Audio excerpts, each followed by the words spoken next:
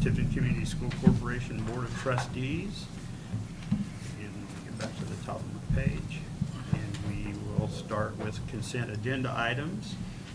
We have approval of tonight's agenda, approval of the minutes for the May 12th, 2020 meeting, approval of claims for payroll 5/22, 2020, and payroll 6/5/2020, all the AP claims, personnel report, and we don't have any overnight field trips, I don't believe, to do.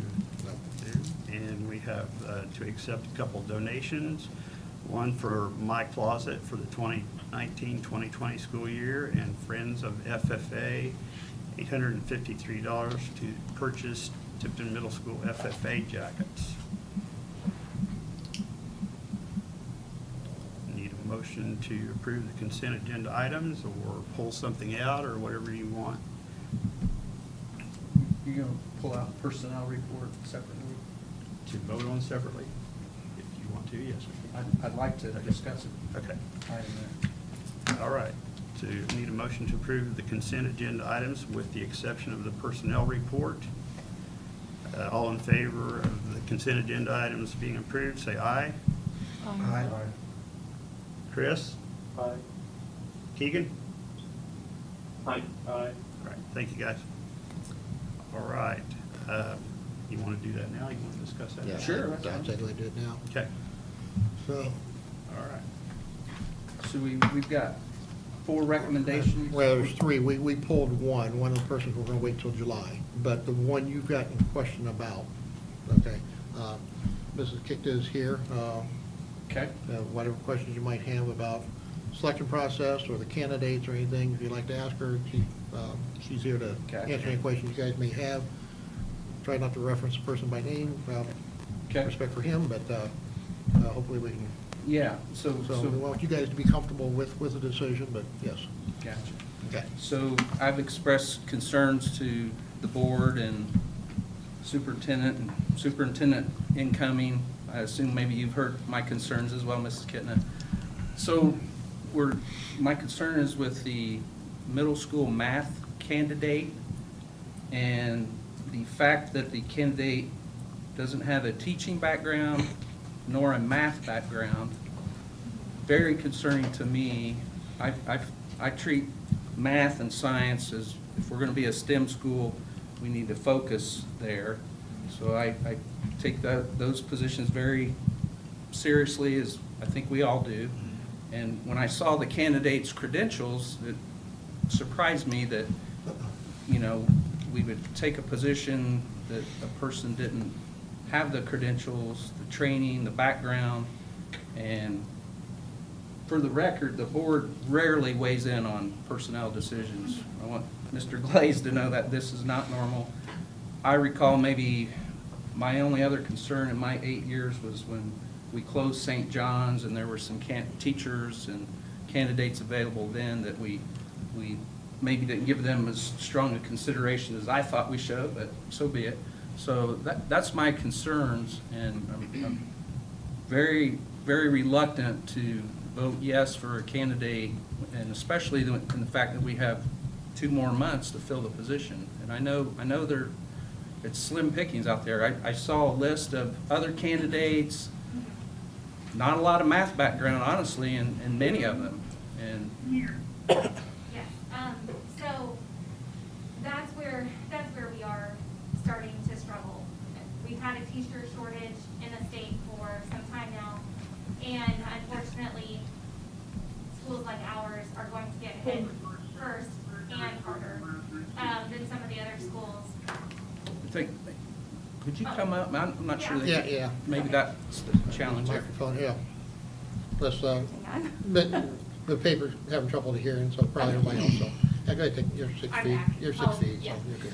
Okay, so we do have a teacher shortage, and so I think that is a part of what we were seeing in our applicants. So we had 2 teachers that were licensed that we did interview. We did offer interviews to. One, you always kind of question a little bit why they would have a teaching license for 3 years and not be hired as a teacher. Mr. Leach and I found that out when we interviewed him. then the other one does not actually have math background, but because of some loopholes and different undergraduate degrees and levels of experience outside into the community, you can just take tests to get your teaching license in math or at various subject levels. And that's what this candidate did. So the two that we had in there that had their licensing, we did not feel would enhance our school culture or the classroom environment, and they definitely were lower in the engagement aspect of it. And so then we were looking at our other candidates, and actually our top two candidates, the one we sent to you, and then our second candidate, neither one of them were licensed at this time. They're all going through the transition to teaching process. The one reason why we really are interested in this candidate is while he does not have math background, he is currently Frankfurt Middle School's go-to math tutor. When they have trouble with any of their kids understanding math, they ask this gentleman to do that. And that is from their referencing when I spoke with their principal, I spoke with their guidance counselor, and I spoke with a special ed teacher. Hands down, if they had a position, he would be their hire. So right there, we have a school who has worked with this gentleman for 18 months that would like him to be their math teacher. They don't have a position for him. So I felt very comfortable that our assessment of his application and qualifications for the job matched someone who has been working with him for an extended amount of time. His other great qualifications are that he works with troubled youth, at-risk youth, extensively, which is a group that middle schoolers are troubled and at risk all the time. That's just the age group we're working in.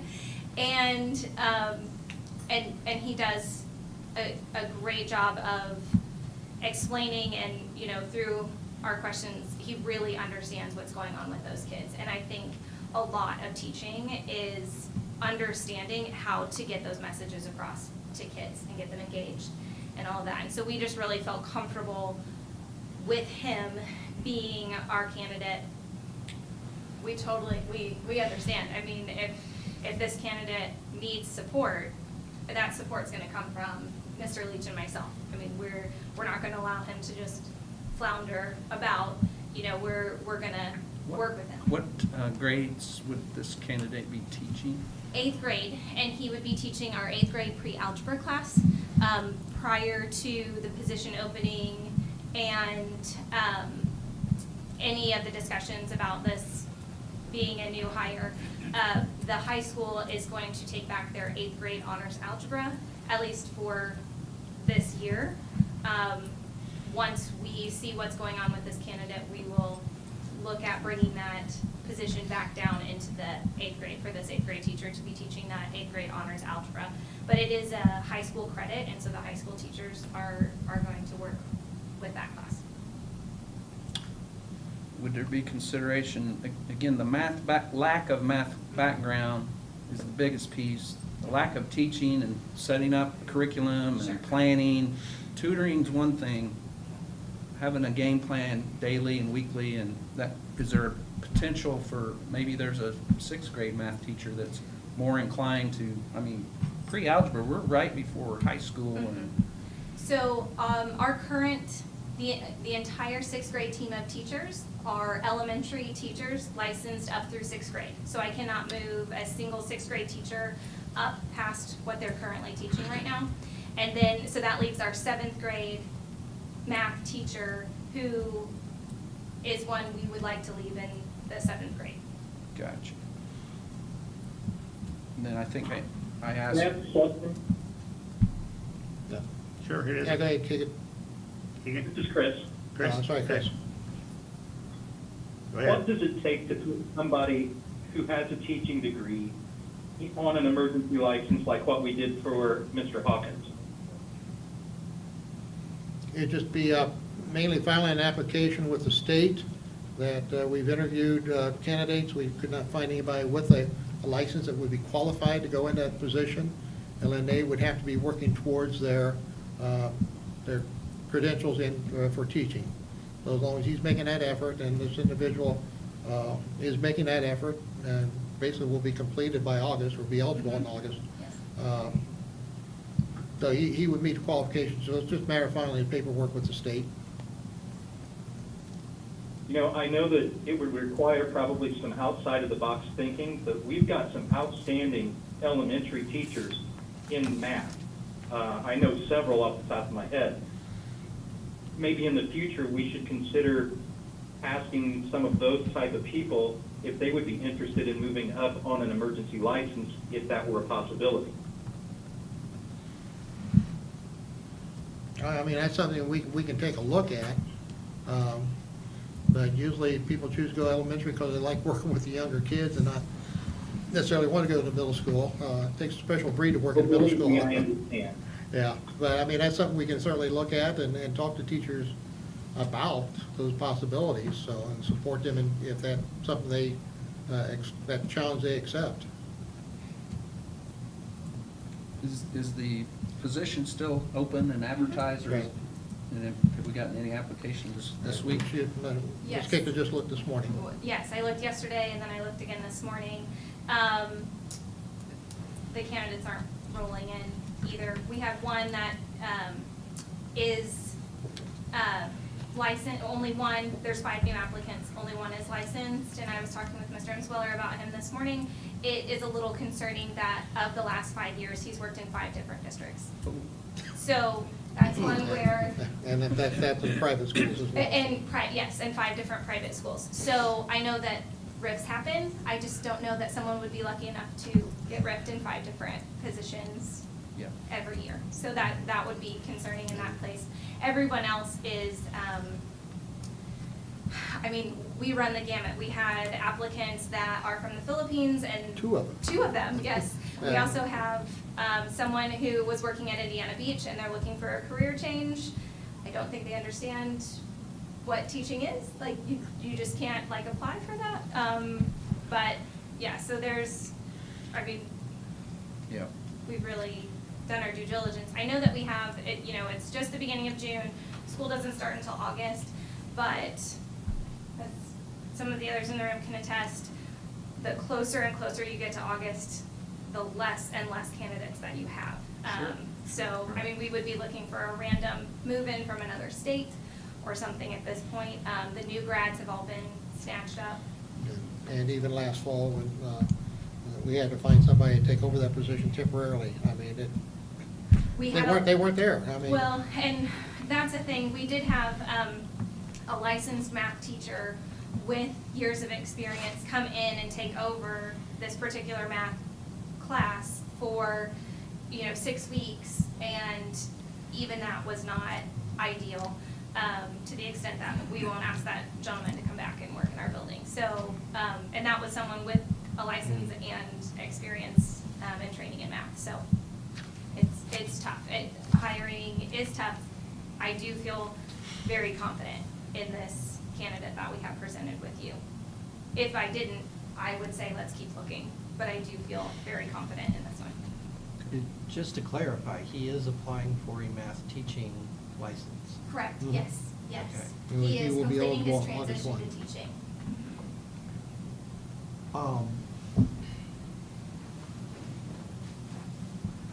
The program that he went through to get to licensure, do we have any information as far as the background of the program? What kind of courses? He's going through university. Yeah, he's going through, I I'm believe sure it's we an can- online one, I think he's going through Wesleyan or George Washington.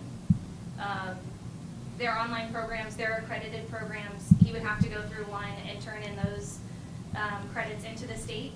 He'll have to take a math exam, praxis exam, and pass at a certain score level to be able to get that license. So if he passes those scores, then the state would say he's similar to anyone else who has passed a 4-year, going to Ball State for math education at the same.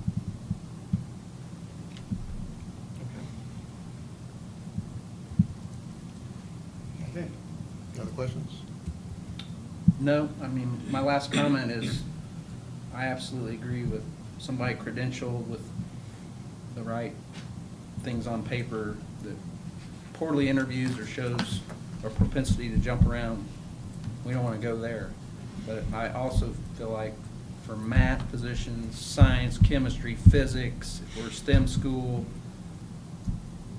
I don't think an excellent interview, and I'm sure he's a great people person and has the skills to interact with the kids. I'm not sure, again, that passes muster with me to be qualified to be our math teacher in pre-algebra, 8th grade math. So but I appreciate you speaking up and sharing with us.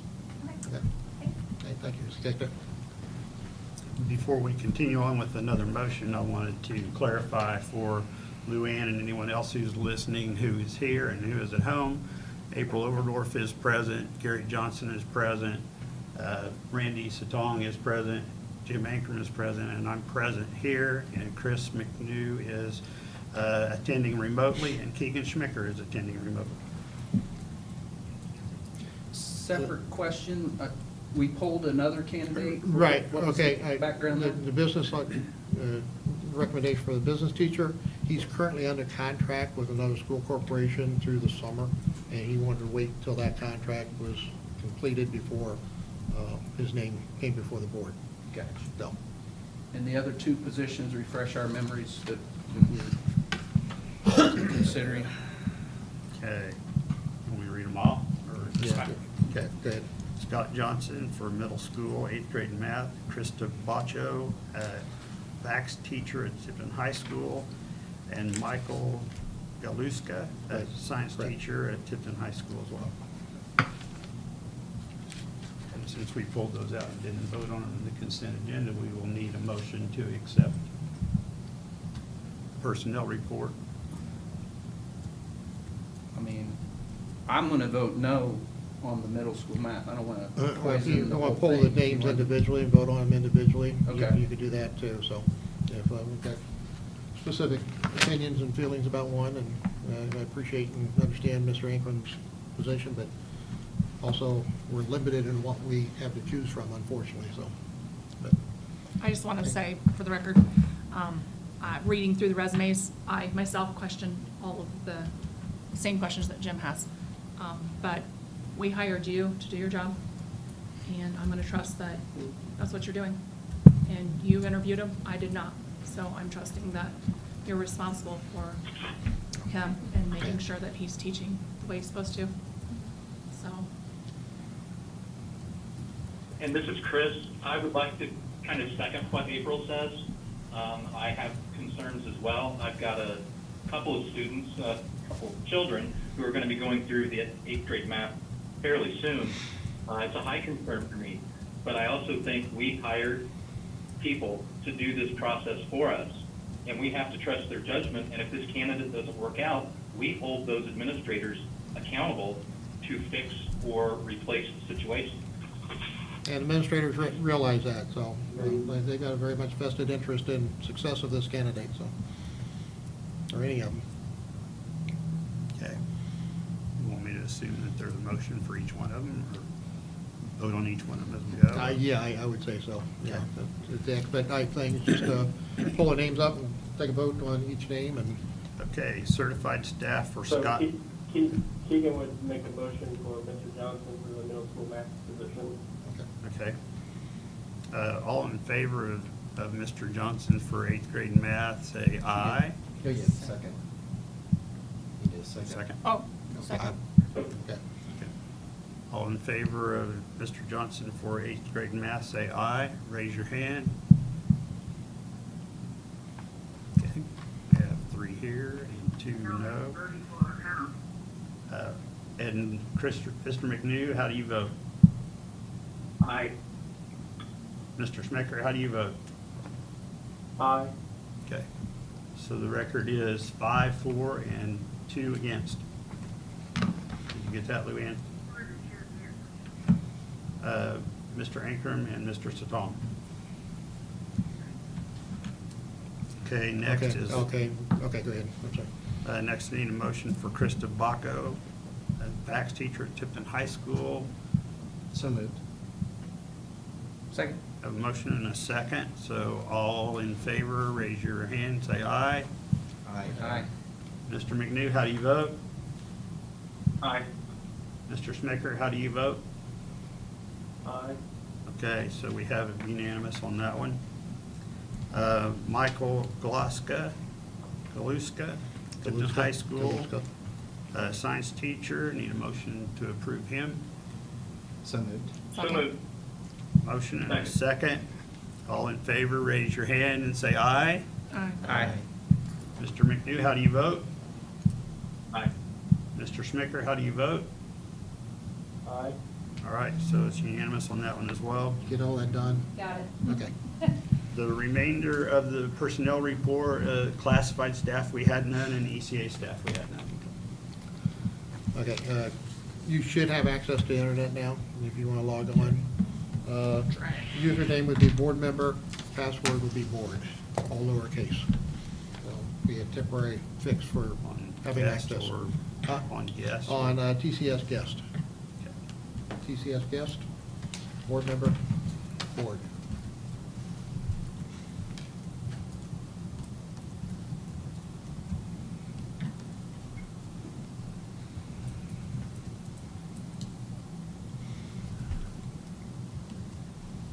Did you say all lowercase? All lowercase, yes. No spaces.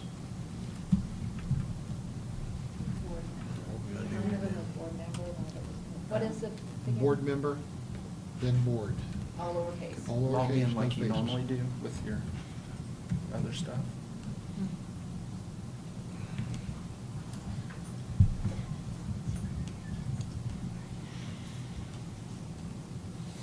Okay, Mine's still not logging on, but I have the agenda up, so. okay. We'll play with that and move on, so.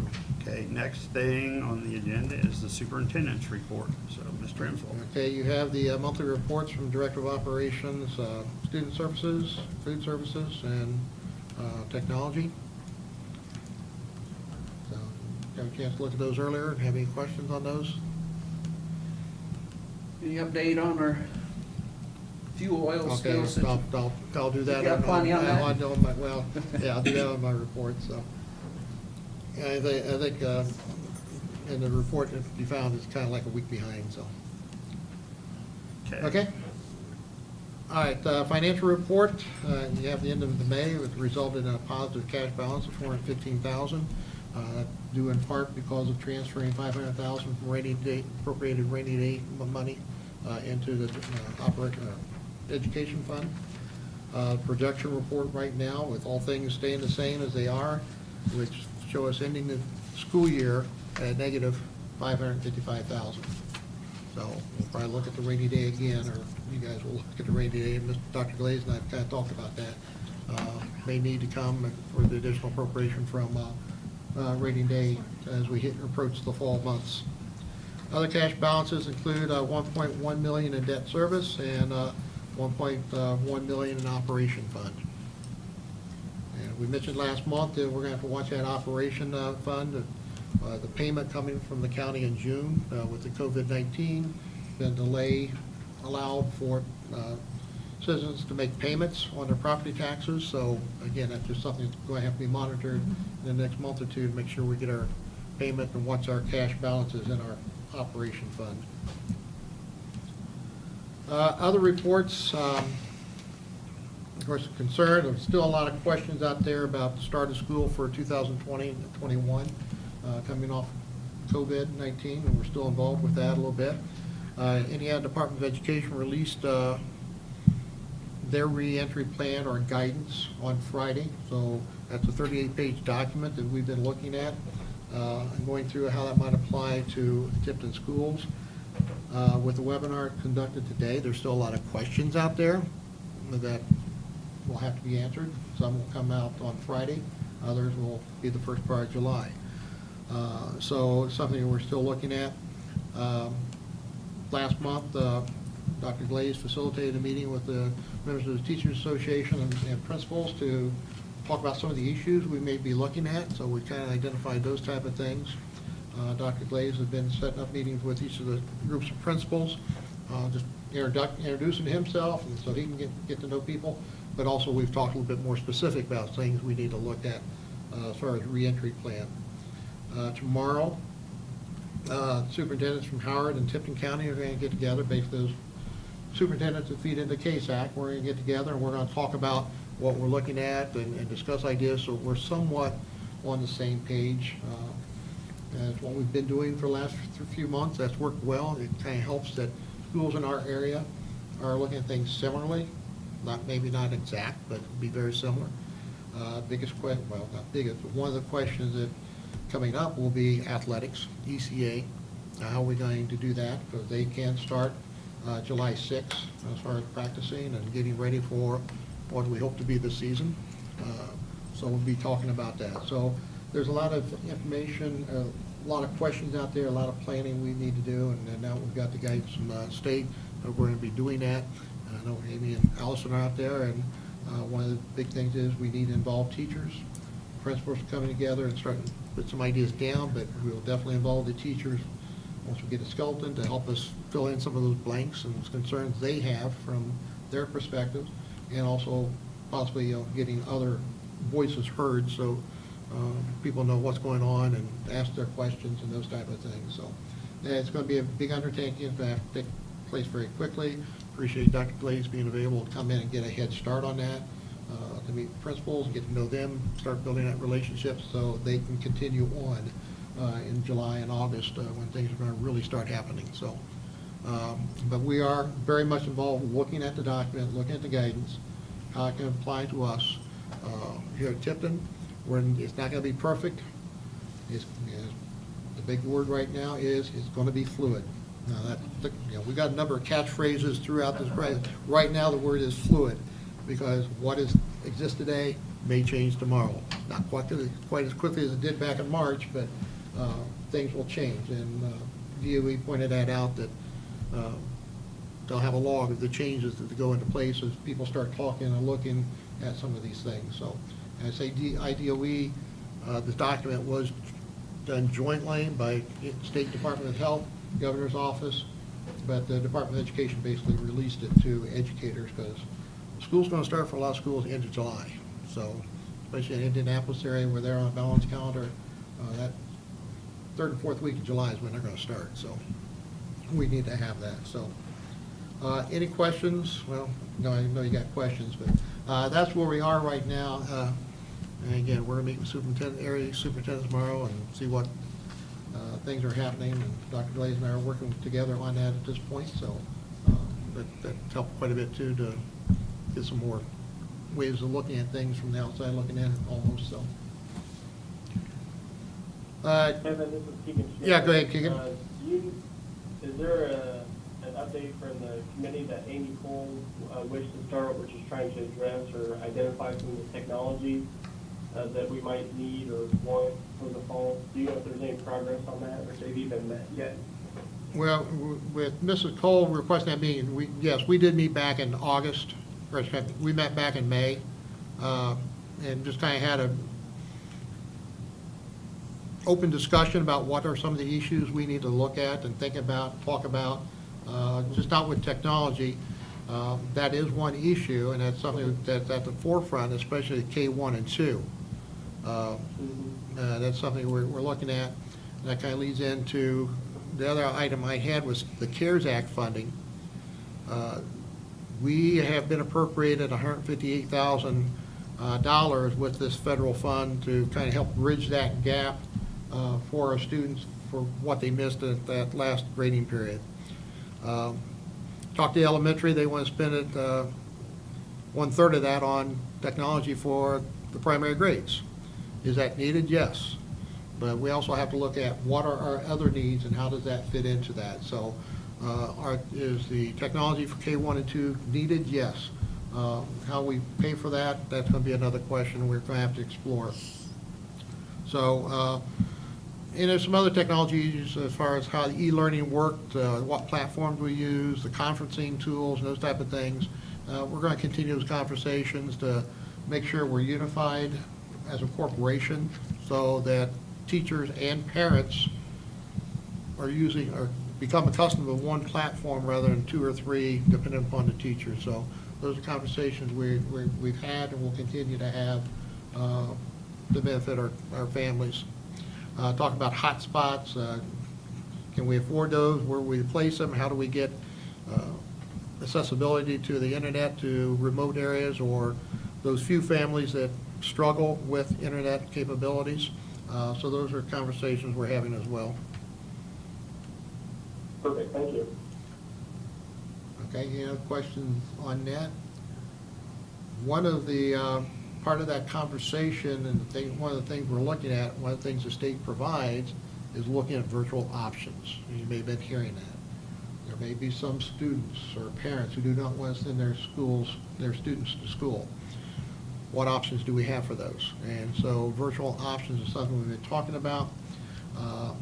Dr. Glaze has looked into that. He's led a meeting with the principals on that subject. So at this point, I'm going to turn it over to Dr. Glaze and kind of let you know what that is about and what we're thinking about and looking at maybe doing, and come back to you next month with more detailed information. So, Dr. Glaze?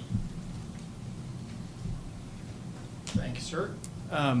Basically, what we're looking at is a pre-existing platform. And it's actually a platform the high school is already using. And it's Edmentum. The actual package is called EdConnect. And it is essentially a standalone digital platform. And we have some options within that standalone digital platform. We can use, and of course, this all costs money, so I mean, it's not like it's, they're just giving it to us. That CARES Act. Yeah, exactly. The other thing from that. One of the options would be that we actually have their teachers that would teach our students in that virtual platform. They hire the teachers, they have to be accredited, they have to be licensed and ready to go. One of the other options is using that platform, but using our teachers. And we would have to do some training for our teachers. That might provide some opportunity for those teachers who may not be able to return to the classroom, that may, have to be in a virtual setting for the next year. And then we're also looking at just accessibility to the platform, just in general. So, in case we're moving along during the school year and suddenly we're kind of in the same situation we were in last March, where we have to close down and there's a platform that kids can use.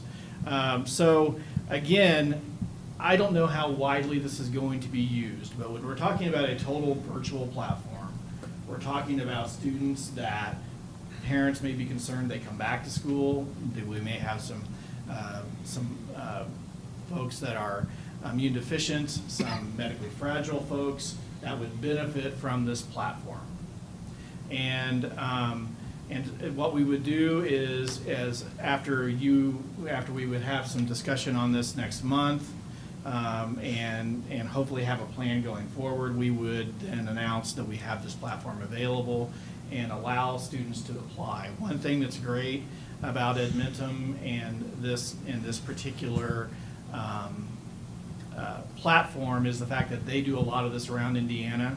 So they can furnish us with a lot of the materials that we are going to need to make the program successful. Some examples of applications, some examples of policy that we may want to consider. And there are lots of moving parts to moving to a digital platform that we have to consider. But that would be something that I would bring to you in next month's meeting to really take a look at and to make some decisions. So there's going to be some additional guidance out there about how we treat virtual students with funding from the state, because there is actually a difference at this point, but we're going to be able to get hopefully some guidance from Dr. McCormick on Friday on how we can handle that particular scenario. But I think it's important for us to have options to protect our ADM. I mean, that is just the general comment there. I don't anticipate that there will be a freeze in the ADM, even though we'd all like it. So we are going to have to do everything we can to protect our ADM, and this virtual option would be another way to protect our ADM, because they would still be Tipton Community Schools students, but they would just have this virtual platform. Do you pick by grade level or in the middle and high school? Well, this class we want to do virtual, but the rest we'll do in person? Or how do you mix and match? Really, when we're talking about that total virtual option, we're just saying that that's what they're going to do. They will be working virtually, so they will have that virtual platform. Now, if we do have. So their whole curriculum for that student would be. Exactly. I see. Exactly. Okay. Now, if we do have a situation where, say we have a math teacher who feels like they would need to work remotely and they've gone through the process, they could be the teacher of the math Gotcha. using that platform if we chose to go that route. So. Do you know any approximate cost in this yet? I mean, I just do. throw a number I out do. there. Oh, no. I can tell you the cost. Now, this is just strictly for the virtual. It's about $3,000 a year Per student? per student. Yeah. So it is, and that is with Edmentum supplying the teacher. Okay, Okay. so do Yeah. you, do we cut that in half if it's we're supplying the teacher with the training? I mean, obviously, we're gonna have to. That's what I don't know for sure. Okay. And she is getting, I have a phone call with her on Thursday, and she's going to go through kind of the detailed Sure. pricing. You know, they're kind of bombarded right now too. Absolutely. A lot of Indiana schools are looking at this. And there could be a bit of a learning curve, you know, for our teachers, particularly if they have to learn this platform. So we kind of have to weigh that option as well. Right. You know, again, it's expensive. I'm not going to deny Right. it. And we would want to consider, if there's cost in that training, our current staff members, we would want to consider paying for that as a school corporation. Yes, that would all be part of that, Yes. part of that process. Yes. When would you think we have to decide at this point? We really will probably need to make a decision at the next meeting. Next board meeting? Yeah. Gotcha. In order to get information out to families. I feel like if we wait longer, we would definitely miss some students. And what I've encouraged our administrators to do is to, you know, contact those students who have left us in the past that have maybe gone to K-12 virtual or some other virtual platforms and say, hey, you can come and be, you know, a Tipton student and use our platform. And again, you know, so there are some options there. But, you know, there are other, you know, there are some decisions that we have to weigh in this process, you know, about extracurricular activities. Okay. And that's, you know, these are decisions. I have a pretty firm opinion that I won't share at this point on that. but you know, that's something that we have to consider with that particular option. I'll just be honest. So. Sounds like we may need to meet twice in July. It might be. Yeah. It was going to be a busy month. Well, sure it is, yeah. Yeah. Can I weigh in real quick? Sure. Hey, this is Chris again. I've spoken with a lot of parents in the last few days who are very nervous and concerned about what next year is going to look like. And I've tried to reassure everyone that we as a board are going to do what we can within our power, but so many of the decisions the last few months have come from the state. And if parents have concern that really are out of our control, they're more than welcome to contact, you know, our state representatives, write a letter to the governor, whatever they feel like they need to do. But for those who feel like we have a lot of power and control and say so in what we've done, we really haven't.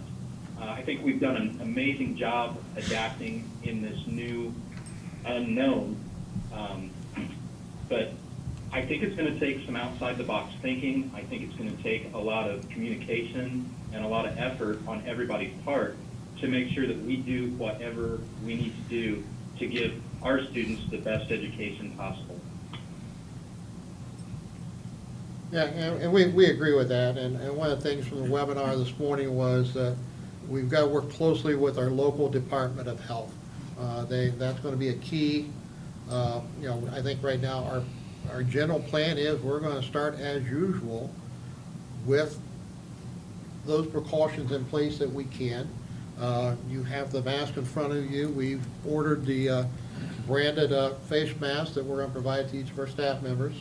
We also will have some available for sale to students and staff. So we're talking about sanitizers or making sure we got soap in the classrooms where we have sinks and those type of things. So those are things we're talking about, trying to be as normal as possible, but having precautions in place. And we talked today and yesterday with principals that physical contact with students is important, especially at the elementary and up. But you know, that's something that we missed, and having the facial contact in instructing and, you know, looking for those aha moments from kids. Oh, yeah, I get it. And those things are important, as well as the social, emotional learning and dealing with those kids. So we're hoping to be as normal as possible with precautions in place. That's our goal as we set about developing this entry plan. Thank you. Thank you. Thank you, Dr. Place. One more thing on the COVID, and on a positive note, we were contacted today by Wildcat Wind Farms. I know wind farms are kind of a negative thing here in this area, but they are donating $5,000 to Tipton Community School Corporation to help us with the increased cost as a result of COVID-19. So it might be used to help pay for these masks we've ordered or something, but we'll take a look at that. We'll throw that into the kitty that, with the CARES Act, just some additional funding that we can use to put some, you know, help put those precautions in place, or whatever we feel we need to do, how we can best use that money for that purpose. So we appreciate the Wildcat Wind Farm. We'll have a formal acceptance next month, but I wanted to, that just happened today, but wanted to let you know that that was done, and that Kyle Murphy was the individual that contacted us to make that announcement. So I think there's 4 organizations that in this area that they're donating money to, so we appreciate that. Okay, diesel fuel leak. Okay, updates on that. Not a whole lot has taken place this week. There has been activity. Last weekend they dug the trenches so we can identify where the tanks are, what their directions are, noticing the gas lines, fuel lines, and everything else under there. Just have trenches. 2 tanks? I'm sorry, 2 tanks, right. 20,000 gallons each. We pulled almost 30,000 gallons of fuel out of there last week, trying to reclaim. But the next step is to uncover the tank so we can further investigate what caused this, if we can. Last week, normally we had Vectrum Gas out here, and the water company and electrical company, but we also had 2 adjusters out here. One from Hartford Boiler that deals with mechanical issues, another one from Wright Specialties that deals with property. And both of them were just kind of amazed and dumbfounded by what they were seeing, not only with the diesel fuel, but the walls in the structure and the upheaval of the floor in the freezer at the middle school. So, but the diesel fuel leak is the main thing we're looking at. We're still getting we're still pumping diesel fuel out through absorbing with the mass we're putting down there. I walked out there this morning and the fumes were very heavy. So fuel is still getting down there, even though we've drained the tanks. So we need to uncover those tanks and really solve the problem overall. So they're supposed to start excavating that. They're supposed to move equipment in today. That didn't happen. So they're supposed to start excavating that this week. We've got the Indiana Department of Emergency Management involved. So they've been very helpful. Not a hindrance. They've been very helpful. But his question is, or his statement is, I need to start seeing progress. He was saying this last week. And so Monday morning I went to Dan and said, what's going on? We need to start seeing progress. We need to start uncovering those tanks so we can fully understand what's going on. So one of the things we're looking at, we got a number of theories out there what caused it. The latest is there's 3 lines, fuel lines running from the building to the tanks.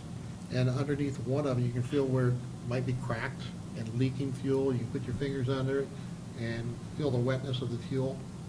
And so if there's a little crimp in that line, we think that might have been the culprit, and how long that been there, we don't know.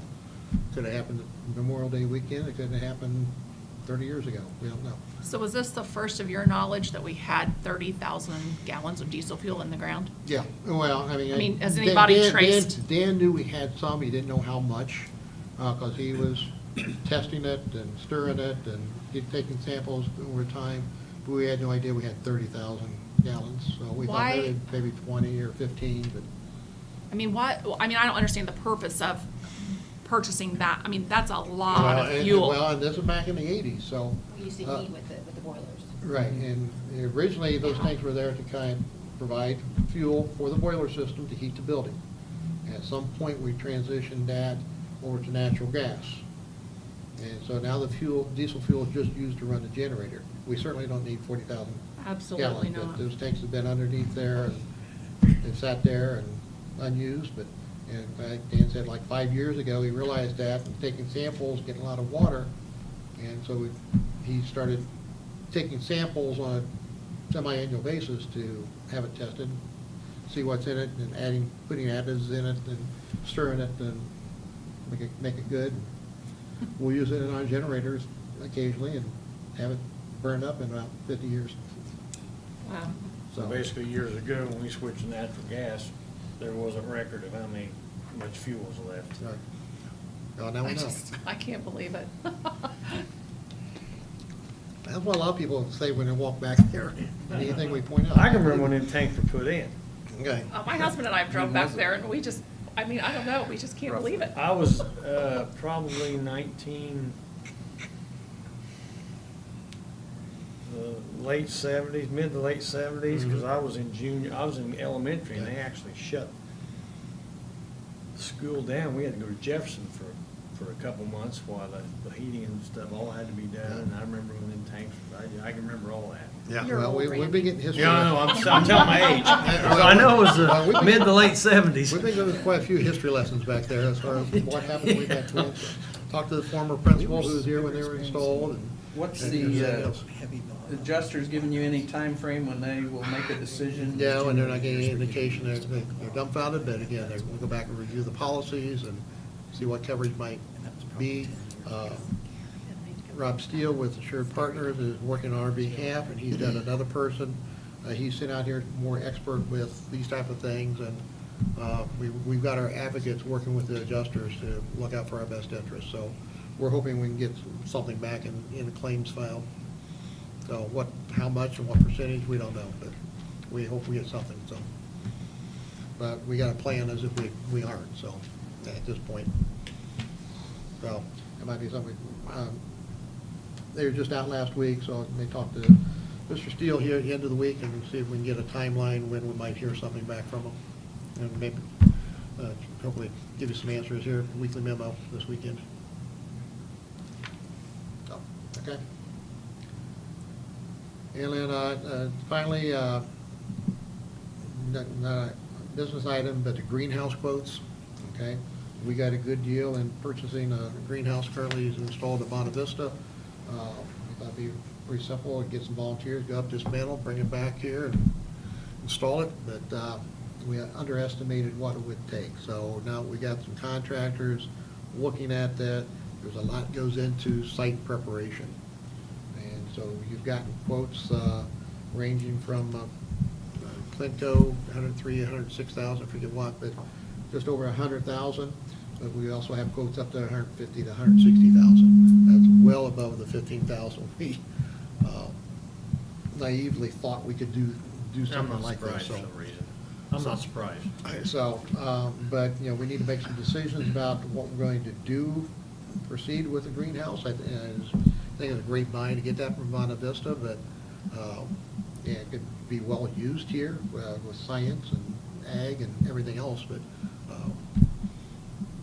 there's tremendous cost involved. We need to decide how we want to proceed now or in the future, because we got the diesel fuel leak.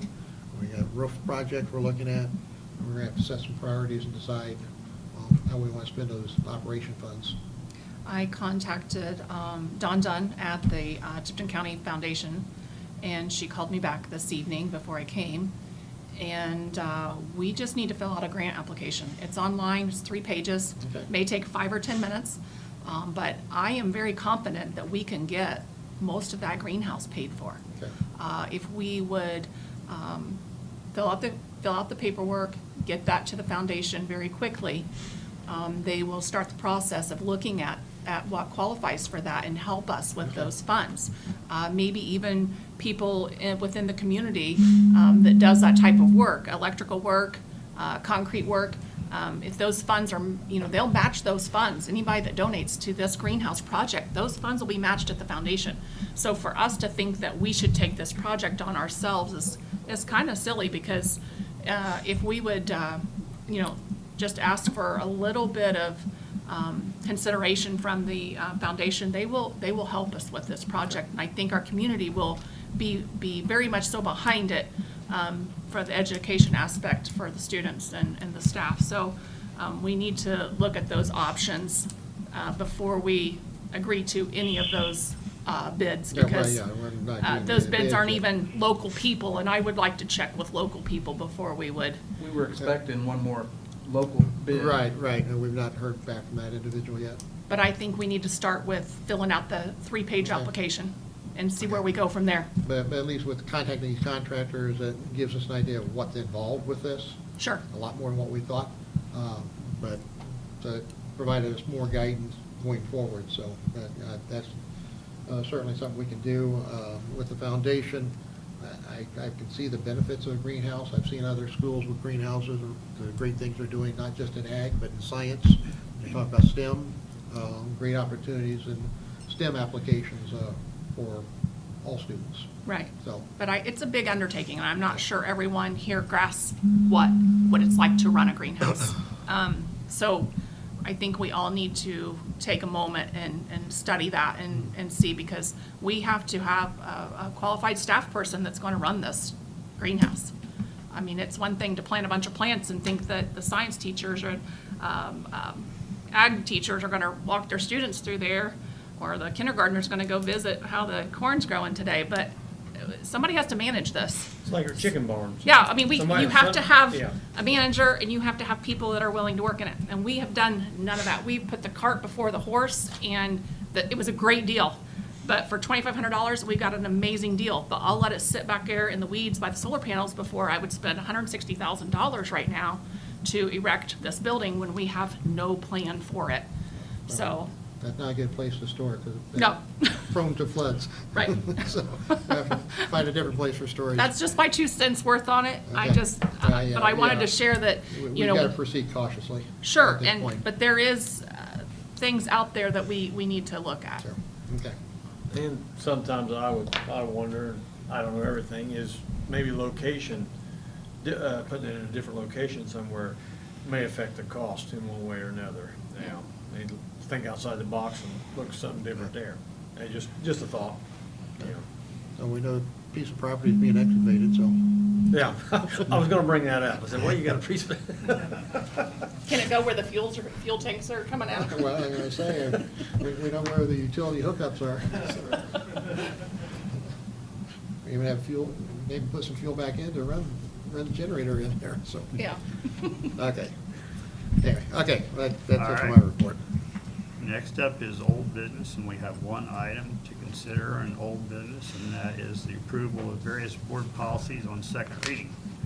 A number of board policies have been submitted for consideration. Many of these are changes that are reflective of the actions the board took during the initial stages of the COVID-19 crisis upon legal recommendation of ISBA. Neola has updated these policies to reflect those actions for future instances similar to COVID-19, and it is recommended that the board approve policy changes for second reading, and we need a motion to do that. So moved. Second. Have a motion and a second. So moved. Yeah. All in favor, raise your hand and say aye. Aye. Aye. Mr. McNew, how do you vote? Aye. Mr. Schmicker, how do you vote? Aye. All right, so a unanimous vote to approve the board policy changes on second reading. And next is new business. Consideration to approve the school meal prices for the 2020-2021 school year. As recommended, the meal prices for 2020 and 2021 be increased by 10 cents per meal. This pricing increase will raise the student lunch, breakfast, as well as the adult lunch, breakfast, while keeping the reduced and free student meal prices the same. The state has released the paid lunch equity tool for meal price calculations. Mr. Prohl has completed it. Based on the calculations, the state is recommending a minimum price increase of 10 cents per meal. Need a motion? So moved. Second. We have a motion and a second. All in favor of increasing the school meal prices for 2020-21, say aye and raise your hand. Aye. Mr. McNew, how do you vote? With pleasure, I vote aye. Thank you to our transportation and our food service staff for an amazing job they've done. Very good. Yes, they did a great job here the last couple of months. Appreciate their efforts. Mr. Smicker, how do you vote? Aye. All right, unanimous approval. Next is consideration to approve the surety bonds for the corporation treasurer and deputy treasurer. This is the annual renewal of surety bonds for Mrs. Phillips and Mrs. Carter serving in their capacity with the school corporation. The surety bonds are for $100,000 each for each of the positions through the Ohio Casualty Insurance Company. It is recommended that permission be granted to renew the surety bond for the corporation treasurer and the deputy treasurer. And we require a motion for that. So moved. Second. Have a motion and a second. All in favor of approving the surety bonds for the treasurer and the deputy treasurer, raise your hand and say aye. Aye. Mr. McNew, how do you vote? Aye. Mr. Smicker, how do you vote? Aye. Thank you. Unanimous approval. Consideration to approve the school treasurer's surety bonds for 2020-2021. The annual renewal of the school treasurer's bonds needs to be approved. A listing of those bonds are found on the attached memo that you've all had a chance to look over. It is recommended to approve the school treasurer's surety bonds for 2020-2021 school year. And we need a motion. So moved. Second. Have a motion and a second. All in favor of the renewing the school treasurer's surety bonds, raise your hand and say aye. Aye. Mr. McNew, how do you vote? Aye. Mr. Snicker, how do you vote? Aye. Thank you. Unanimous approval. Next is consideration to grant permission to apply for the Title I grant. We would like to ask permission to apply for the 2020-2021 Title I grant. Title I funding provides the additional federal resources to assist students who struggle with attaining reading and math skills. As the final report is being prepared, we are also looking ahead to next year. It is recommended that permission be granted to apply for the 2020-2021 Title I grant. Need a motion? So moved. Motion, you have a second? Second. Mr. McNew, that was you? Indeed it was. Okay. All in favor, say aye, raise your hand. Aye. Mr. McNew, how do you vote? Aye. Mr. Smicker, how do you vote? Aye. All right, unanimous to apply for the Title I grant. Next is consideration to grant permission to apply for Indiana's High Ability Grant. We are preparing to submit our final report to the state's office and at the same time prepare for submitting our grant for the 2020-2021 school year. Typical funding has been in the area of around $33,000. The actual grant will be submitted in early fall. It is recommended that permission be granted to apply for the 2020-2021 High Ability Grant, and we need a motion to do that. So moved. Have a motion Second. and a second. All in favor of applying for, granting permission to apply for the Indiana High Ability Grant, raise your hand and say aye. Aye. Aye. Mr. McNew, how do you vote? Aye. Mr. Smicker, how do you vote? Aye. Thank you. It's unanimous as well. Next is consideration to approve the 2021 budget calendar. The budget calendar for 2021 has been prepared. We hope to start with the work session on August the 11th and plan to adopt the 2021 budget on September the 8th. It is recommended that the board approve the 2021 budget calendar. You've all had a chance to look at that. Yeah, I may make a comment. Those are corresponding dates, what we've done in the past. It's a pretty aggressive calendar and early, so there is some additional time in there. We need to modify those dates, especially with Dr. Glaze coming on board and making that transition. So, but those are target dates right now, and it may have to be modified as Dr. Glaze gets into it, puts it together and finalizes. So, Okay. Need a motion to approve the budget calendar? So moved. Second. We have a motion and a second. All in favor, raise your right hand and say aye. Mr. McNew, how do you vote? Aye. Mr. Smicker, how do you vote? Aye. Thank you. Unanimous as well. Next is consideration to approve the addition of an ACP chemistry course at the Tipton High School. Tipton High School is requesting permission to add ACP chemistry to their course offerings for the 2020-2021 school year. Mr. Joe Gosnell, THS science teacher, has met the eligibility requirements to teach this course. This will be a new course offering which will expand our current offerings of dual credit courses. It is recommended that ACP chemistry be added to the request textbook approved, for textbook to be approved. I need a motion and a second. So moved. Second. A motion and a second. All in favor, say aye and raise your hand. Aye. Mr. McNew, how do you vote? Aye, and I would also like to say I would love to see AP biology added at some point as well. Very good. Mr. Smicker, how do you vote? Aye. Thank you. Unanimous approval of that. Next is consideration to approve the restoration of the technology director's position to a salaried position. okay, and Kevin. I can speak to that very quickly. When Mr. Witherell is here, it was a salaried position.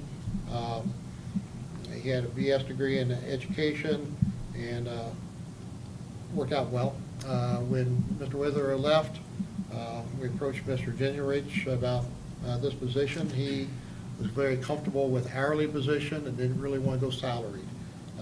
Over the last year and a half or so, bringing in 5-star, that kind of gave him some additional training, some confidence in what he's doing, to the point this year that he feels like he could go salaried rather than the hourly. What that does, it puts him on call. So, such as tonight, so I don't feel bad about calling him up and say, hey, we need help. He also has a young family that is very much a high priority for him, which I understand. That was another reluctance going salaried, but he's now at the point where he's very comfortable taking on the additional responsibilities and time commitment. So we're recommending that position be restored to a salaried position rather than hourly. Any comments? Not? I might just recommend that we continue to stay engaged with him, just because of the management of staff. That's a tough transition to make, and with his hesitation prior, maybe trying to help nurture him with some other leadership style opportunities, education-wise, to encourage that. Okay. So noted. Do we have a motion for that yet? So moved. Second. Motion and a second to approve the restoration of the technology director's position to a salaried position. All in favor, raise your hand and say aye. Aye. Mr. McNew, how do you vote? Aye. Mr. Smicker, how do you vote? Aye. Thank you. Unanimous as well. Next is consideration to approve the 2020-2021 pay increases for support staff. Last year, pay increase for support staff was given at a flat rate, similar to what we have been doing with teacher pay. This helped us make some big adjustments where needed. This year, we are reverting back to a percentage increase. The line item increase given to teachers amounted to 2%. We are recommending the same for support staff. We need a motion to do that. Motion moved. So a motion and a second. All in favor, raise your hand and say aye. Mr. McNew, how do you vote? Aye. Mr. Smicker, how do you vote? Aye. I trust, Mr. McNew, that was you making the motion, was it not? It was. Okay, thank you. Next is consideration to approve 2020-2021 pay increases for administrative staff. The negotiated pay increases to teachers for 2020-2021 resulted in an increase of 2% to the total salaries paid to teachers. For administrators, it is recommended that a 2% line item increase be provided. As in the past, this amount has been equally divided among those administrators receiving an effective or highly effective rating. The 2% increase would be $13,770 total to this line item. Questions or comments? If none, I would entertain a motion. So moved. Second. Have a motion and a second. All in favor, raise your hand, say aye. Aye. Mr. McNew, how do you vote? Aye. Mr. Snicker, how do you vote? Aye. Okay, unanimous. Randy, you did vote. Yeah. Aye. And next, we are up to other matters to come before the board. If there's anything, One is a final decision on the date for the July board meeting. Fair, next meeting is scheduled for July 14th. That's the start of the county fair, which is going to look much different this year than what it has in the past, like many other things. And so we talked about possibly moving that to the week before July 7th, but then conversations saying with the way the fair is going to be set up, it may not be a big impact. So if we need to finalize a decision on that discussion and confirm either the 14th or make a move to some other date. I would say I'm fine with leaving it on the 14th. If for some reason can't make it, I just won't be here. The fair is still, they're trying to match shows and days and times still. There's nothing set in stone. I think the fair board meets tomorrow night maybe. I know the livestock auction committee meeting, I have that tomorrow at noon, but there's still decisions being made. Just like we're trying to make decisions for the start of school, even though it's up to the last minute. We still don't know when the Queen pageant's gonna be, but as far as I know, Where it's as gonna be, do we? of right now, we're gonna have one. Howard County said today they were not gonna have one. So the fairs are still undecided on a lot of issues, because let's face it, it'd be much easier just to say we weren't having one. But because we're Tipton County and we love our fair and we love our 4-H kids, that we're gonna have it. So there's people that are determined to volunteer and host the fair. So I don't know what it looks like yet, but I would say stick to your original date. And if you don't have enough here for a quorum, then we'll have to reschedule. But as far as I know, it just affects Randy and I. I don't care. I mean, she's right. I mean, I know they've already moved, starting on the 13th. The goat show's gonna be on the 13th. They've got us, they've got a challenge. The Fair Board and the 4-H Council committee, there's a lot of things to be worked out. There may not be any activities going on of an evening at the fair. We don't know. It's just, it's not a year like no other. So Yep. if it simplifies things, I don't, leave it at the 14th or whatever. It's fine Yeah. with me. I mean, I'll attend if I can. yeah, that's fine. okay. And graduation's the 25th, correct? July 25th, correct, right. And we've got a company that'll come in and live stream that, so families can sit home and grandparents or out of state or whatever and view the activities at home, and a link will be provided for those graduates so they can download it. So, not the best situation, but I think we'll make best possible use out of it as we can, so. Okay, I don't have access to the calendar, Well, so well, I'll let you I'm wing sorry I that didn't part. put it in there, so, things are still in a state of flux. July Okay. 25th, 14th, next board meeting, July 25th, graduation, First day of school, I think for students, it's the 6th, 7th, and then, and teachers report on August 6th. So that's the game plan at this point. So, and we'll get those other dates out to you in a memo. So, Okay. Next comments from the community. Mr. Ankrum has the names and the roster and Okay, well, I the might point out- timer and everything else. Because I point out, we did have a Google form available for anybody who wanted to raise a question outside of this room, and we have no questions reported, so. Mrs. Cole? Yes, please. Okay, so, since this is really the last official board meeting that you're gonna be hosting, Kevin, I thought now would be a public, time to publicly, just say, one, congratulations on retirement. Thank you. And two, thank you for the job you have done. As a union president, I've appreciated working with you. You kept the lines of communication open from the teachers. You faithfully held corporation meet and discuss meetings and the building level ones.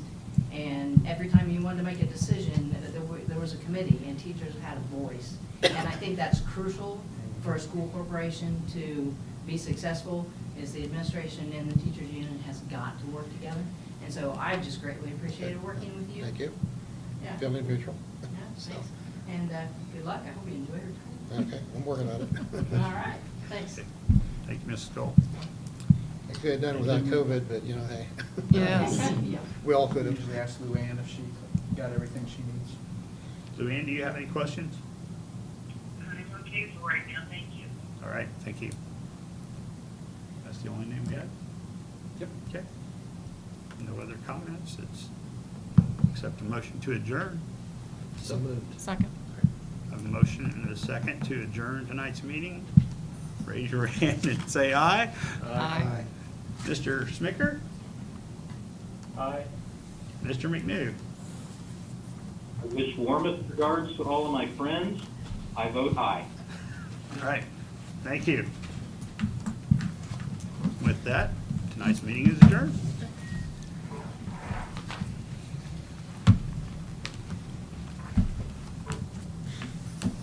Did you get all the